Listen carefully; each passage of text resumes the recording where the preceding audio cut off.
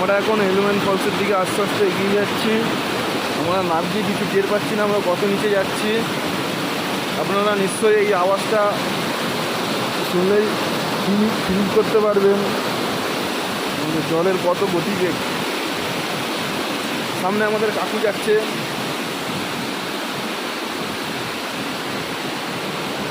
তার আগে দিদি দাঁড়িয়ে রয়েছে।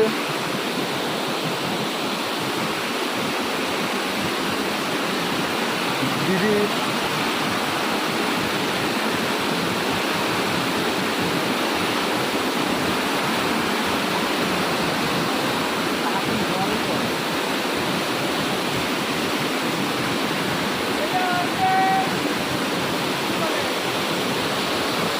Eleven false